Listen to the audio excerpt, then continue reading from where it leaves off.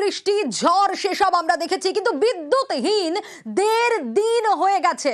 বালিগঞ্জের এই এলাকায় তীব্র দুর্ভোগের ছবিটাই সামনে আসছে। বিদ্যুৎ নেই, আর স্বাভাবিকভাবেই বিদ্যুৎ না থাকায় পাম্প চলছে না, পাম্প বন্ধ, তাই জলও পাওয়া যাচ্ছে না। বিপাকে পড়েছেন বালিগঞ্জের কর্নফিল্ড রোডের বাসিন্দারা।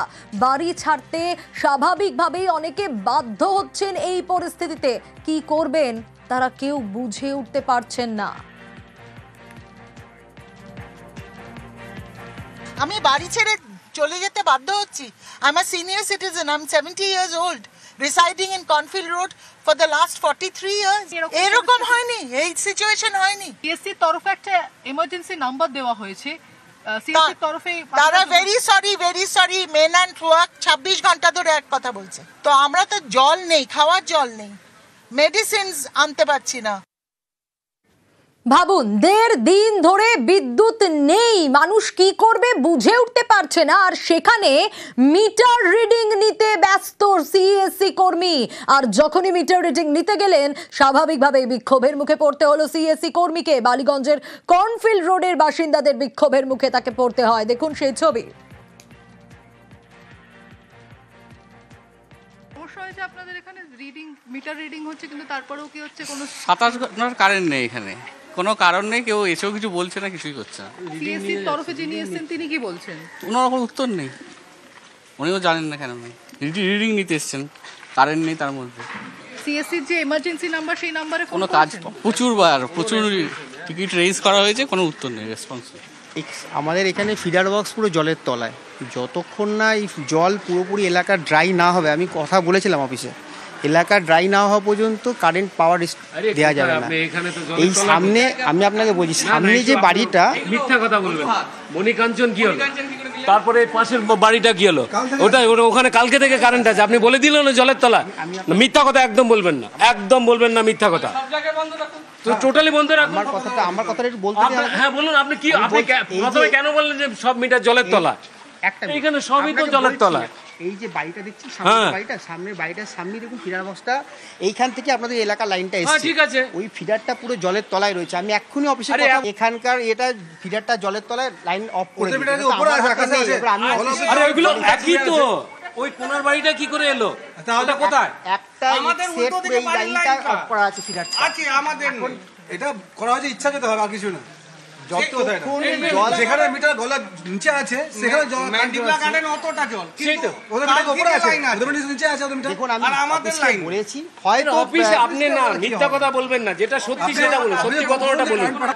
কতক্ষণ আপনাদের এখানে কারেন্ট নেই? যে কালকে 3বার যখন জল ঢুকেছে, 2টো 2:30 থেকে কারেন্ট নেই। সিএসসির তরফে কিছু বলা হচ্ছে, কারণ ওদের তো এমার্জেন্সি হয়েছে, আর উনি ফোন তুলছেন না, উনিও ফোন করেছেন, কোনো রেসপন্স করছেন না, কোনো রেসপন্স নেই, খালি ওরা মেসেজ পাঠিয়ে যাচ্ছে জলের তলা। আরে এখন তো পুরো ক্লিয়ার হয়ে গেছে, আমি মানলাম জলের তলা, তাহলে মিটার রিডিংটা নেওয়ার সময় তখন কোনো অসুবিধা হয় না, তখন আর হয় না, সেগুলো নেওয়া হচ্ছে।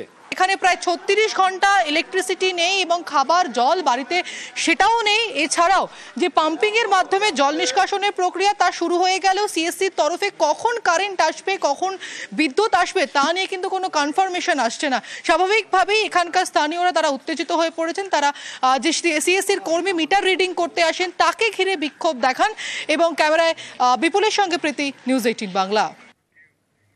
1.5 দিন বিদ্যুৎহীন, কাল থেকে কোনো রকম কোনো ইলেকট্রিসিটি নেই। বিক্ষোভ তো দেখালেন সিএসসির কর্মীকে ঘিরে, কিন্তু দেখুন ছবিটা কি অবস্থা। একাধিক জায়গায়, ঠিক এই এলাকার একাধিক ঘর বাড়ি, বিভিন্ন এলাকা ঠিক এরকম ভাবেই বিপর্যস্ত। ঘরের মধ্যে জল ঢুকে গিয়েছে, মানুষ কি করবে বুঝে উঠতে পারছেন না। বাড়িটা অবস্থা দেখুন খুব খারাপ, আমরা না রান্না করতে পারছি, না জল নিতে পারছি, না কারেন্ট, কিচ্ছু নেই। ওই জন্য আমাদের ওই ফুটপাতে কিছু করে বাচ্চাদের নিয়ে পড়ে আছি, জল কিনে এখন নিয়ে এসেছি, থাকতে পারলাম না, ওই জন্য জল কিনে নিয়ে এসেছি, জল খেলাম আর ফুটপাতে বসে। আবার আমাদের বাড়ির জিনিসগুলো অনেকগুলো নষ্ট হয়ে গেছে, আমরা নিজে বাড়িতে থাকতে পারিনি। আবার কাল পরশু রাত 2টো থেকে আমরা জেগেই আছি, কিছু শুতে পারিনি আমরা, অনেক প্রবলেম হয়েছে। সিএসসির তরফে মিটার রিডিং করতে এসেছিল কিছুক্ষণ আগে, তোমরা প্রতিবাদ করলে, কি মনে হয় সুরাহা মিলবে সমস্যার? জানতে এখন তো মিলবে না, ওনারাও বলেছেন যে এখন হবে না, এবার দেখি আমাদের আজকেও থাকতে পারবে কি না জানি না।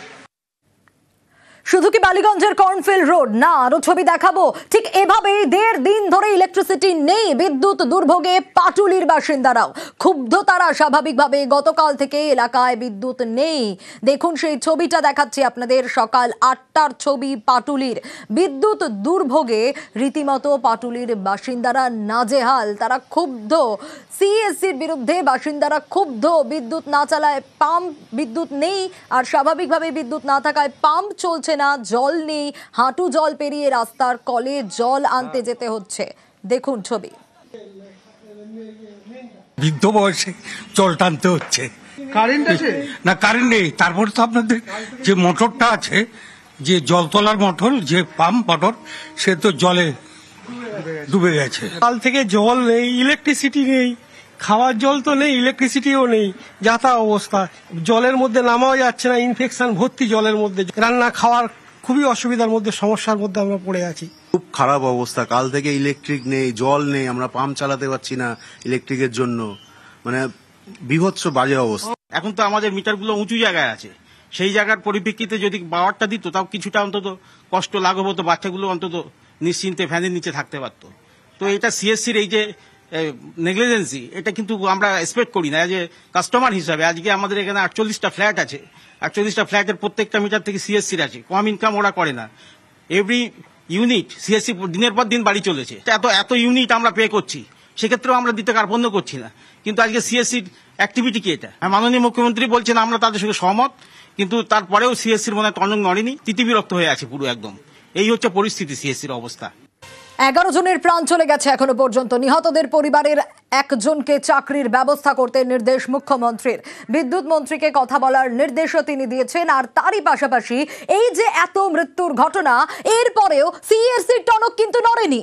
কলকাতায় বিদ্যুৎ স্পৃষ্ট হয়ে একের পর এক মৃত্যু, তারপরেও রাস্তায় খোলা সিএসসির ইলেকট্রিক বক্স। দেখুন সেই ছবি। এত কিছুর পরেও টনক নড়ল না সিএসসির। উল্টোডাঙ্গার ছবি আপনাদের দেখাচ্ছি। উল্টোডাঙ্গায় রাস্তায় ভেঙে পড়ে সিএসসির বক্স। সিএসসির একাধিক লাইট পোস্টের সুইচ খোলা।